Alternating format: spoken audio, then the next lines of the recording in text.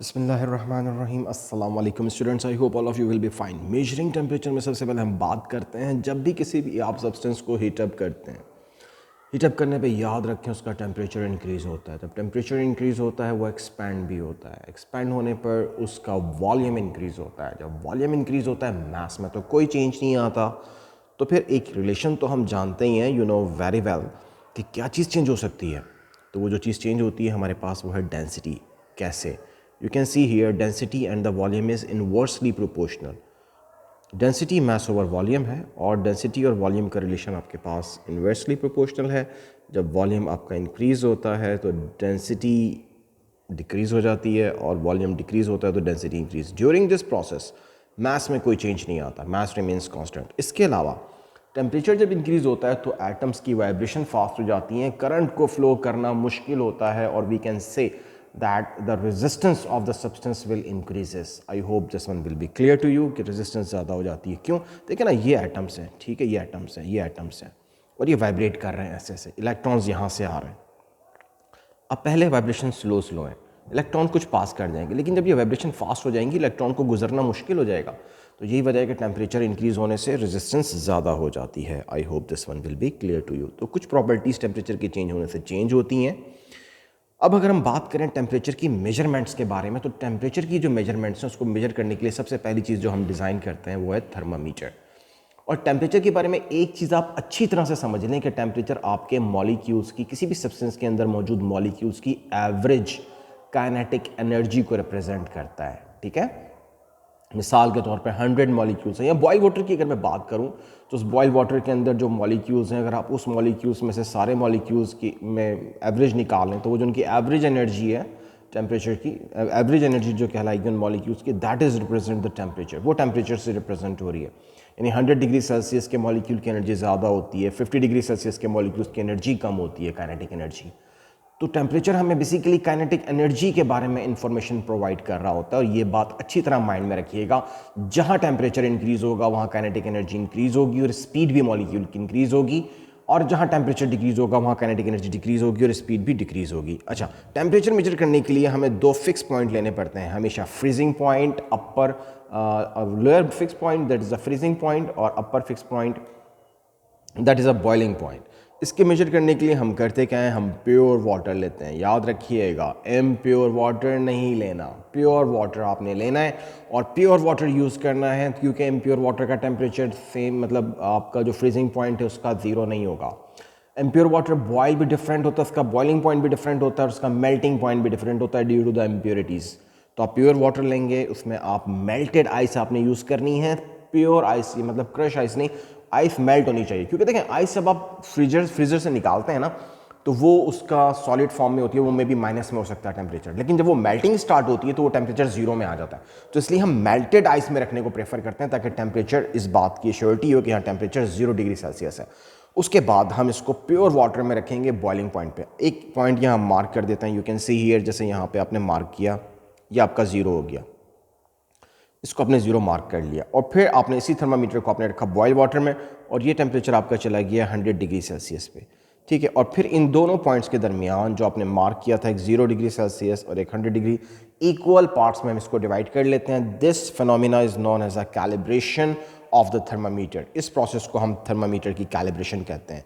कभी कभी आपके पास जो स्केल दिया जाता है उसमें -10 लिखा होता है और वहाँ पे 110 या 120 डिग्री सेल्सियस लिखा होता है, और जब पूछा जाता है कि अपर फिक्स पॉइंट और लोअर फिक्स पॉइंट क्या है तो स्टूडेंट्स बाय मिस्टेक -10 और 120 बता रहे होते हैं, जबकि वो रॉन्ग होता है। हमेशा याद रखिएगा, आपका लोअर फिक्स पॉइंट 0 और upper fix point 100 degree Celsius ही लिया जाता है। I hope this one will be clear to you. ठीक है जी, बहुत सारी प्रॉपर्टीज़ हैं जो चेंज होती हैं जिनके लिहाज से हम थर्मामीटर को कैलिब्रेट करते हैं, वो प्रॉपर्टी थर्मोमेट्रिक प्रॉपर्टीज़ कहलाती हैं। मिसाल के तौर पे यहाँ पे आपने देखा था इस केस में कि जो चेंज आ रहा था वो लेंथ में चेंज आ रहा था, वॉल्यूम में चेंज आ रहा था, लेकिन सम टाइम टेम्परेचर के साथ साथ प्रेशर में चेंज आता है। टेम्परेचर जब इंक्रीज़ होता है तो रेजिस्टेंस इंक्रीज़ हो जाती है, तो हम रेजिस्टेंस को भी as a thermometric property consider कर सकते हैं, प्रेशर को भी हम थर्मोमेट्रिक प्रॉपर्टीज़ कंसिडर कर सकते हैं। ठीक है जी, क्योंकि रेजिस्टेंस और टेम्परेचर इज द डायरेक्टली प्रोपोर्शनल्स। लेकिन अपर फिक्स पॉइंट और लोअर फिक्स पॉइंट फिर याद रखिएगा वही होंगे कि वो रेजिस्टेंस जो 0 डिग्री सेल्सियस पे ली गई है वो लोअर फिक्स पॉइंट, और आपके पास वो रेजिस्टेंस जो आपकी 100 डिग्री सेल्सियस पे ली गई है अपर फिक्स पॉइंट कहलाती है। I hope this one will be clear to you. Secondly आप ये देख सकते हैं कि मेजरिंग सम प्रॉपर्टी, जैसे कि सेंसिटिविटी अगर हम मेजर करने जा रहे हैं, रेंज मेजर करने जा रहे हैं, लीनियरिटी, तो पहले तो आप इनको समझ लें कि ये है क्या चीज़, सेंसिटिविटी क्या है, रेंज क्या है और लीनियरिटी क्या है। एक थर्मामीटर आपके सामने कुछ इस तरह से मैं बना रहा हूँ कि ये देखिएगा, यहाँ पे ये बोर ज़्यादा है और ये बोर कम है। एक थर्मामीटर हम इस तरह बनाते हैं, लेट्स सपोज कि उसमें आपका जो हम बोर्ड रखते हैं वो बिल्कुल ही यूनिफॉर्म रखते हैं। ये देखिए यहाँ पे लेट्स सपोज दिस वन। अब एक थर्मामीटर यूनिफॉर्म बोर्ड के साथ है और एक थर्मामीटर में जो बोर्ड है वो यूनिफॉर्म नहीं है, that is a variable board, वो वेरिएबल बोर्ड है।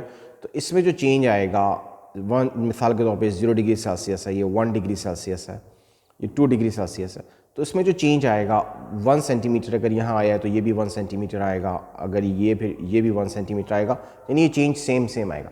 लेकिन यहाँ पे अगर आप 0 डिग्री सेल्सियस स्टार्ट करते हैं, हो सकता है ये आपका 1 डिग्री यहाँ पर आए, 2 डिग्री कम होता चला जाए, 3 और कम, क्योंकि आप देखें बोर यूनिफॉर्म नहीं है, इंक्रीज़ हो रहा है, तो ये फिर चेंज भी इक्वल नहीं होगा। तो ऐसा थर्मामीटर ये नॉन लीनियर कहलाता है, इसको हम नॉन लीनियर कहेंगे और ये थर्मामीटर कहलाएगा लीनियर। तो लीनियरिटी बेसिकली आपके पास थर्मामीटर में वो प्रॉपर्टी है जिसमें हम लीनियरिटी बेसिकली डिसाइड करती है, या by linearity according to the definition, if the change in the temperature is the same, if the change in the thermometric property is the same due to the same change in the temperature, यानी कि जो thermometric property है, जो length है यहाँ पे increase हो रही है, उसमें सेम चेंज आ रहा है with respect to the same change in the temperature, तो फिर हम कह सकते हैं कि थर्मामीटर लीनियर है, वरना वो लीनियर नहीं है। ठीक हो गया जी। सेकेंडली अगर मैं आपके सामने एक और चीज़ यहाँ ड्रॉ करूँ कि एक और थर्मामीटर मैं यहाँ पे ड्रॉ करना चाहता हूँ, यू कैन सी हियर कि एक और थर्मामीटर मैं आपके पास ड्रॉ करता हूँ यहाँ पे, और उसका बोर हम बड़ा कर देते हैं।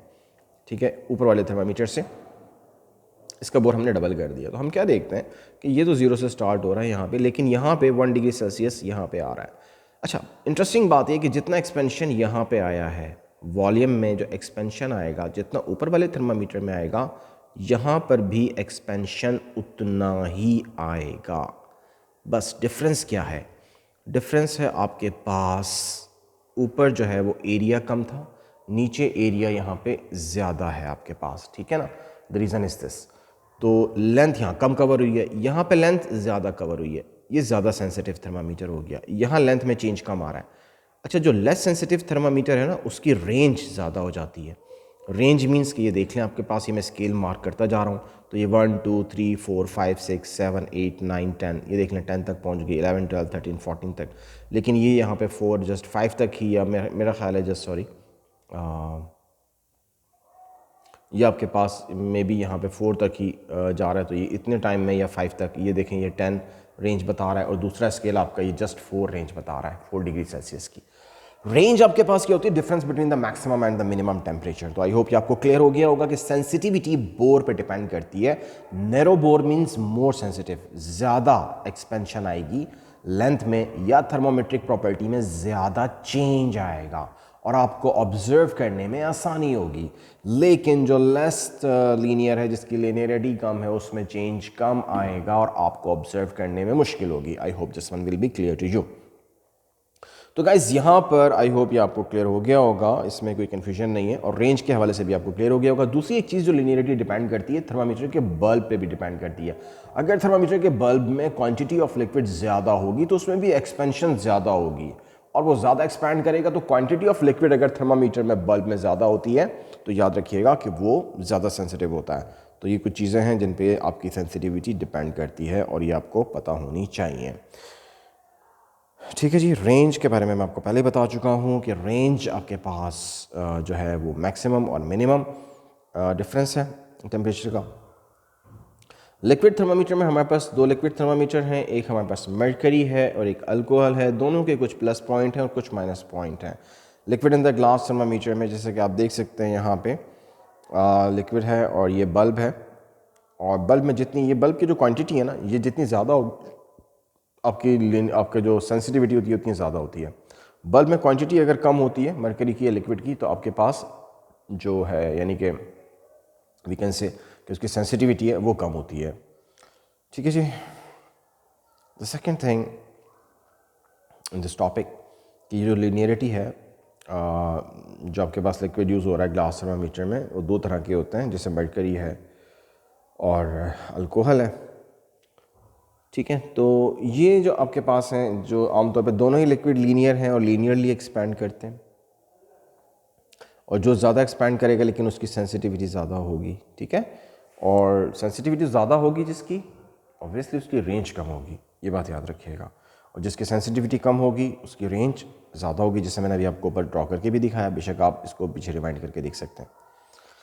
स्मॉलर बल्ब का भी बड़ा इम्पैक्ट होता है, और लार्ज बल्ब का, जैसे मैंने बताया कि स्मॉलर बल्ब आपके पास जो होगा उसमें सेंसिटिविटी कम होगी उसकी, अगर बल्ब ज़्यादा बड़ा होगा तो उसकी सेंसिटिविटी ज़्यादा होगी। नैरो ट्यूब के ज़्यादा सेंसिटिव होता है, और जो आपका वाइड होता है ट्यूब उसकी सेंसिटिविटी कम होती है। ठीक है जी। और अगर थिनर वॉल है तो थिनर वॉल बेसिकली आपकी जो है वो इजीली वो आपको हेल्प करती है ट्रांसफ़र करने में हीट एनर्जी को। तो वो टेम्परेचर में जो चेंज आता है वो बड़ा रैपिड चेंज आता है, मतलब वो रिस्पांस बड़ा जल्दी देता है। तो रिस्पांस का ताल्लुक जो है ना वो थर्मामीटर के बल्ब से होता है, उसकी थिकनेस से होता है। थिकनेस अगर कम होगी तो बहुत जल्दी से हीट ट्रांसफ़र हो जाएगी, और थिकनेस अगर ज़्यादा हुई बल्ब की तो हीट को ट्रांसफ़र होने में टाइम लगेगा। I hope this one will be clear to you. ये आ गया थर्मोकपल थर्मामीटर। इसको कपल क्यों कहते हैं? क्योंकि इसमें दो वायर को कपल करके एक जंक्शन बनाया गया। ये आप देख सकते हैं, दो वायर है, एक ब्लू वायर है और एक रेड वायर है, और ये मिली वोल्ट के साथ कनेक्टेड है। बेसिकली ये तो आपके सामने एक फ्लेम के ऊपर रखा गया, लेकिन उससे पहले इसको किया जाता है कैलिब्रेट। कैलिब्रेट करने का क्या तरीका है वो मैं आपको बता देता हूँ। फॉर एग्जाम्पल, कैलिब्रेट करने के लिए हम इसमें एक तरफ पहले 0 डिग्री सेल्सियस के लिए मार्क करते हैं, और 0 डिग्री सेल्सियस जो मार्क किया जाता है इसके ऊपर, यहाँ पे लेट्स सपोज चलें अगर 0 डिग्री मार्क हुआ है तो वो उस वक्त मार्क किया जाएगा जब इस जंक्शन को आपने आइस में रखना है। जब आप आइस में रखते हैं तो मिली वोल्ट कुछ ना कुछ आपका टेम्परेचर यहाँ पे शो करता है। वो जो भी आपका मार्क होगा उसको हम 0 डिग्री मार्क कर लेंगे। देन इसी जंक्शन को फिर आप क्या करते हैं, यहाँ से हटा देते हैं और आइस में से निकाल देते हैं इसको, और आइस में से निकालने के बाद इसको आप रख देते हैं बॉयल वाटर में। जब आप इसको 100 डिग्री सेल्सियस पे रखते हैं तो फिर इसमें से करंट फ्लो करता है। पता है क्यों करंट फ्लो करता है? इसलिए करता है कि जब देखें एनर्जी तो होती है ना इलेक्ट्रॉन्स के अंदर, क्योंकि ये मेटल्स हैं, और मेटल्स के ऊपर यहाँ पे एक पोटेंशियल डिफरेंस क्रिएट हो जाता है।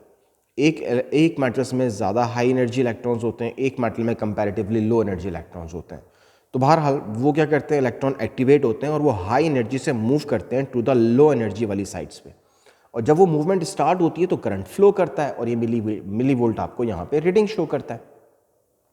जब इसी जंक्शन को हम 100 डिग्री सेल्सियस पे रखेंगे तो भी करंट यहाँ शो होगा, और एक रीडिंग हम यहाँ पे उसको मार्क कर देंगे 100 डिग्री सेल्सियस।